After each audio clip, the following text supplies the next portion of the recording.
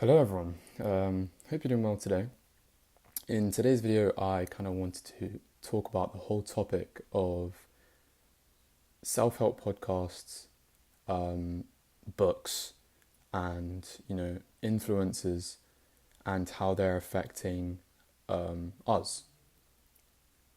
Um, you know, there are very few familiar names that we have associated with sort of motivation, self help, and quote unquote this alpha mentality that a lot of predominantly young men, including me a long time ago, tried to foster.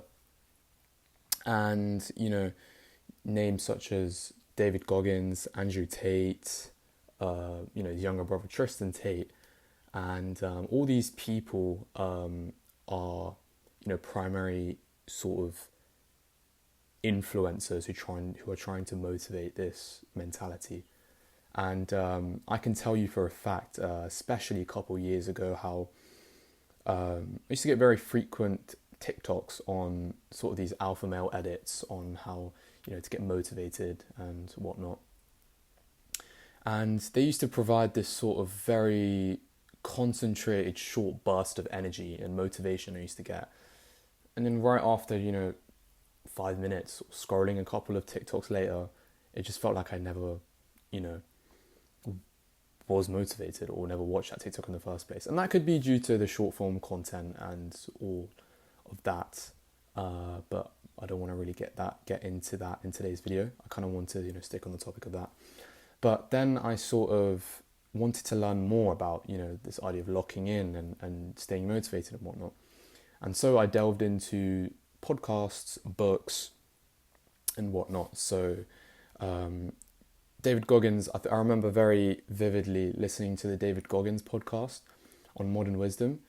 Modern Wisdom is a great platform, by the way. I would definitely recommend listening to some of the podcasts on there. I think they're very interesting and very educational and informative. But specifically as David Goggins one, it was a really good podcast. To be honest, he's a great man who's achieved a lot of things, and definitely very inspiring. And after listening to that podcast and reading books such as the one I have here, 48 Laws of Power, I didn't finish it, to be honest. I did read about half of it, and one book I did finish, which I don't have on me right now, is Atomic Habits. And initially I thought these books were great. I thought they were really good sources of bettering yourself, becoming a better man, and whatnot. And I still think they are. But the sort of problem I have with these self-help books, podcasts, and other platforms to promote these things are, you're given the resolution, you're given the answer. And I think what we don't understand is when we're given the answer to something, it's very less likely for it to stick with us. And while we might understand it initially and think, yeah, I totally agree with this, I definitely think that I should be doing this, or this is the right thing to do, it's extremely, extremely hard to be consistent with it. And this is something I could see in myself. Yes, after reading these books,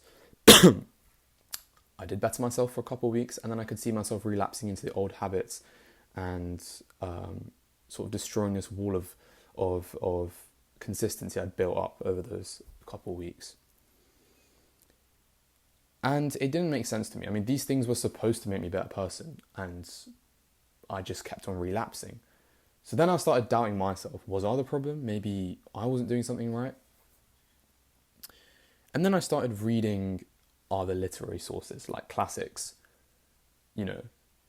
philosophy, very, very specifically Meditations by Marcus Aurelius, and other books. And what they sort of did was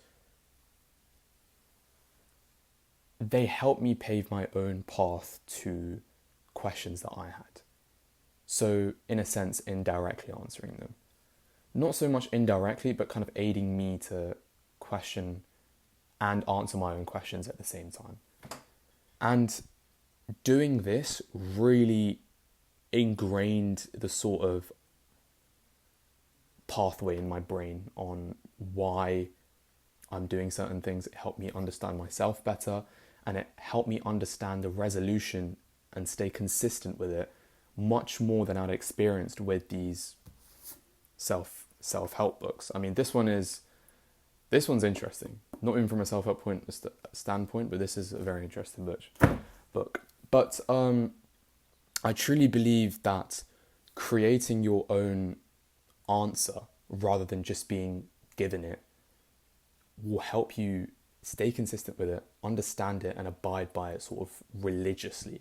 And it's scary how that even happens. And no, I'm not saying that these self-help, podcasts, books, platforms are bad.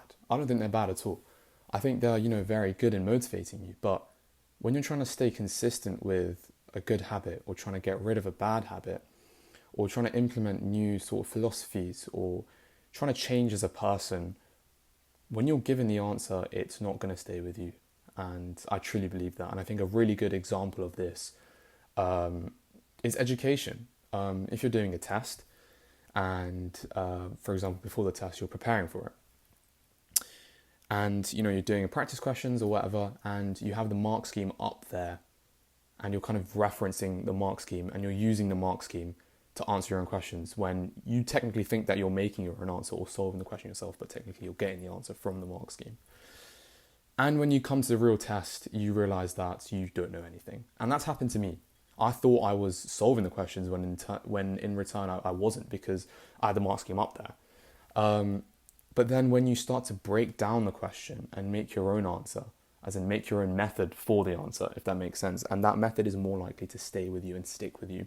So when you go to the real thing, the real exam, you know exactly what to do, even though they might have changed the question. So my point is that when you're given the resolution, it's not going to stick with you. And I know I've said this multiple times throughout the video, but I truly, truly, truly believe this. And paving your own path is the one that's going to be permanent.